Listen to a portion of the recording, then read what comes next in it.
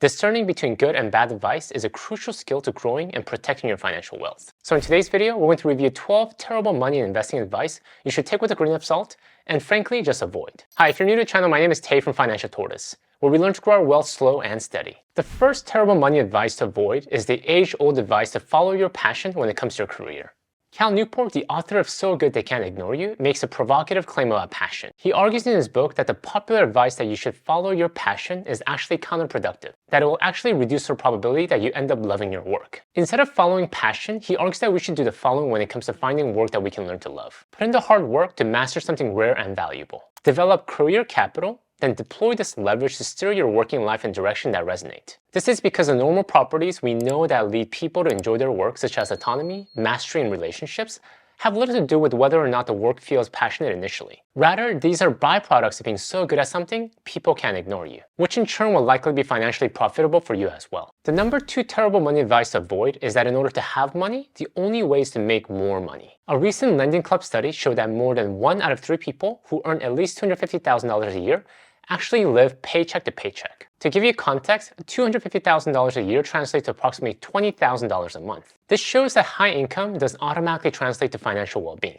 People with low income who are living paycheck to paycheck automatically think more money will solve all their problems. Yes, if we're struggling to put food on the table, more money will alleviate some of the pain. However, if we're doing a poor job of managing a little bit of money, we will likely do an equally poor job of managing a lot more. The bottom line is that our money habits, and in turn our savings rate, will have a greater impact on our financial wealth than higher income. When we have a higher savings rate, we're able to save and invest more, and this in turn will allow us to have more money in the long run. The number 3 terrible money advice to avoid is that you can't be rich with a regular 9-to-5 job. With the advent of the internet and social media, it's easy to fall into the belief that the only path to wealth is to start a successful business, become a college dropout, and start a sensational internet company. But the reality is that those type of millionaires are exceptions rather than the norm. If you look at the data, a 9-to-5 job is still the most common way that many people build wealth. In fact, the best chance that many Americans have of becoming a millionaire is through a professional degree. Think accounting, medicine, law, or engineering. According to The Millionaire Next Door by Dr. Thomas Stanley, 80% of millionaires have a college degree. And of them, a lot of them hold advanced degrees. 18% have a master's degree, 8% have law degrees,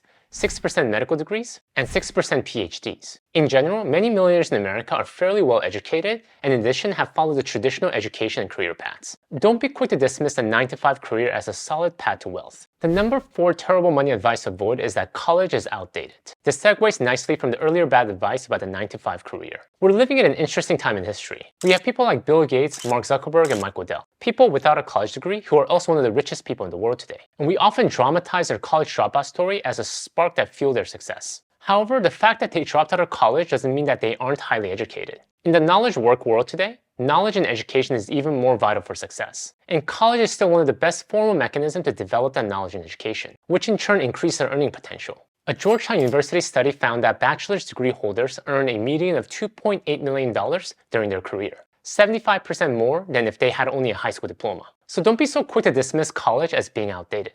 Unless we can come up with a better mechanism for formal higher education, college is still highly relevant in today's fast-moving world. The number 5 terrible money advice to avoid is that student loans can be easily paid back once you have your degree. As stated earlier, college education I believe is still important. However, we can be smarter about how we fund it. In the spirit of highlighting the importance of a college degree, or any degree for that matter, we downplay the burden of student loans in a wishful thinking that we can easily pay it back once we start making tons of money from our degree. In college, we treat student loans like monopoly money and take them without thinking twice. Let me tell you from personal experience. Making money is hard, even with a good college degree. And paying back student loans because we were careless about taking them on is even harder. Be smart about how you fund education, or your child's education. If we spend the time to do the research, there are so many creative ways to fund college besides student loans. I personally had my college paid for by the US Army, and my wife had her nursing degree paid for by her future employer. The number 6 terrible money advice to avoid is the cool saying, YOLO. You only live once. While this is a true statement, and if applied sparingly, it could be good advice. The reason why it becomes bad is because of the way people use it. Most often, YOLO is used as a rallying cry to spend freely. You want that brand new car? You only live once, so get it. Never been to Greece? You only live once, so let's buy that ticket regardless of how much it costs. Life is all about trade-offs. If we want to accumulate wealth in the long run, we must be willing to make the trade-offs today. Save today so we can buy that new car or visit Greece when we can truly afford it in the future. There is nothing inherently wrong with YOLO. Just don't let it short-sight you into justifying poor money decisions. The number 7 terrible money advice to avoid is that there is a specific budget rule you should follow. For example, you should keep your living expense to X% of your take-home pay, or your car payment as an X% of total expenses. The truth is that a good budget is dependent on so many variables: where you live, how much you earn, and your life stage. My wife and I had stages in our lives when our housing expenses were extremely low, because it was just the two of us. And we had stages in our lives when our housing expenses were a large portion of our budget because we had a larger family. Be careful when someone tells you that your housing should only be a certain percentage of your income, or your car payment should only be a certain percentage of your expenses. You and your circumstances will dictate how much is ideal for you, not someone else. The number 8 terrible money advice to avoid is one of my favorites, and that is that we should trust financial advisors. Yes, more information is good. And sometimes it's not a bad idea to consult with a professional before making big financial decisions. However, understand that most financial advisors are often operating with a conflict of interest. We often go to a financial advisor so he or she can advise us on the best investment to grow our net worth, based on our life stage, risk tolerance, and goals. We're trusting that the advisor has our best interests at heart. But most financial advisors, especially ones being paid via commission, will push funds that have the highest commission rate, not products that best fit our needs based on our unique investment goals. If you really want to meet with a financial advisor, I will recommend you use one that uses fee-only structure. The financial advisor only makes money for the time that he or she is advising you on your investments. There is no commission or asset fee model to tempt the advisor, and the advisor is strictly paid on his or her advice of where, what, and how to invest your money based on your life stage, risk tolerance, and financial goals. The number 9 terrible money advice to avoid is when someone says this investment has no risk. When you look at any investments, even low-cost broad market index funds, they often have the following disclaimer or some variation of it posted in all their marketing materials. An investor may get back less than the amount invested. Information on past performance where given is not necessarily a guide to future performance. This is because with every investment, there is always some level of risk. Most often, multiple levels of risk. If you're investing in the market, know that there are always risks involved. Investing in the total market or the S&P 500 index fund is one of the smartest ways to invest in the market. Yet there have been tons of time in history when the market fell by more than double digits. In 2008, during the height of the housing crisis, close to 37%.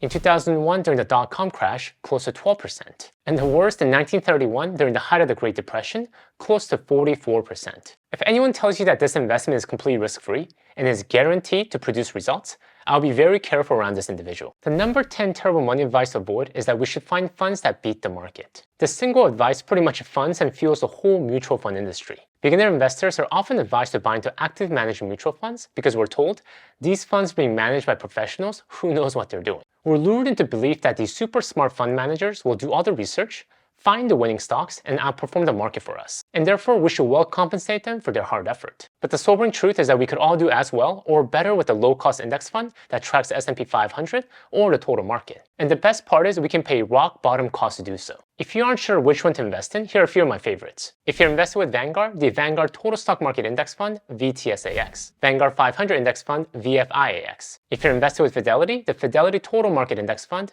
FSKAX. The Fidelity 500 Index Fund, FXAIX. If you're invested with Charles Schwab, Schwab S&P 500 Index Fund, SWPPX. Schwab Total Stock Market Index Fund, SWTSX. All these funds are variations of the total market or the S&P 500 index, and all excellent equity funds to beat any of the actively managed mutual funds out there. The number 11 terrible money advice to avoid is that we should buy the dip. If you watch investing or personal finance YouTubers and TikToks, you hear this everywhere. Buying the dip involves investing more into an asset as the price drops in hopes of owning more of the investment at a cheaper average price. The problem with this strategy is that it is the age-old market timing advice disguised in a new robe. And I'm sorry to be the bearer of bad news, but market timing does not work. Motley Fools describe market timing as this: a strategy based on predicting short-term price changes in securities, which is virtually impossible to do. When we follow advice like buy the dip, we may think we're beating the market by buying low and selling high. But the sad truth is that most often, we're buying high and selling low. We think most trading activities follow sound logic, but most often they're based on high emotions driven by financial media. The logical alternative to market timing and performance chasing is to invest in low-cost index fund, setting up a long-term asset allocation plan, and staying the course. When we see the market going up and down, and we see friends and family supposedly making millions from their hot stocks, staying the course is hard. But have confidence in your plan. Don't buy the dip.